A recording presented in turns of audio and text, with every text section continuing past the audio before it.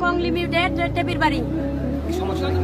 সমস্যা হচ্ছে কালকে একজন মহিলা অসুস্থ ছিল, সে ছুটি চাইছে 5টা বাজে।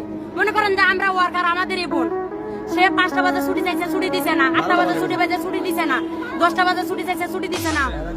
বলছে যে স্যার আমি অসুস্থ, আমি যদি মারা যাই, আমার 2টা সন্তান আছে, আমি সন্তান 2টার লগে কথা বলে এরপরে আমি যাবো।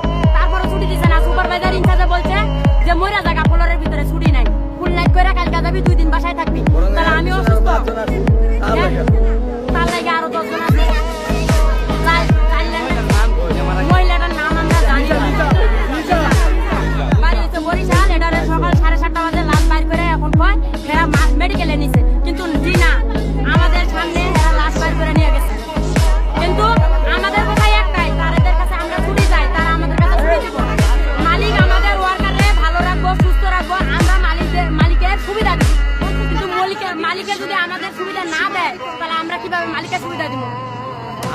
অসুস্থতার কারণে যদি অ্যাকশন করে আসেন, তাহলে 1 মাস পরে কয় রিপোর্ট দেন। আমরা গরিব মানুষ, 1 মাস পর বেতন পাই, মাঝখানে আমরা অসুস্থ হয়ে যাই। আমরা কি কোনো এই মাঝখানে কি অসুস্থ হয়ে গেলে আমাদের হাতে টাকা থাকে, আমরা ডাক্তার রিপোর্ট আইনা পরে আমরা গেট খুলে দিতে সব বাইরে চলে যায়। আমরা তো কইছি না আমরা ধ্যান দাও কত জানা চাইছি, সাধারণ লাগে বিশ্বাস চাইছি।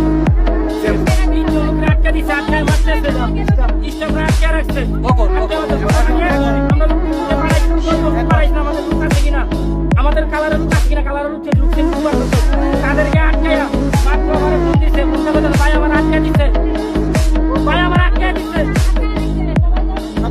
আরেকজনের নাম্বার আমার বোন মারা গেছে। আমরা শ্রমিক হিসাবে আমরা একজন শ্রমিক হিসাবে আমরা সকালে গিয়ে কাজ করি নাই। আমার বোন মারা গেছে, আমরা প্রশাসনের কাছে আমরা আসলে এটা বিচার চাই। এবং কথা হইল যে আমার বোন যে মারা গেছে এবং এই কালারের যে ডিউটি জিনিস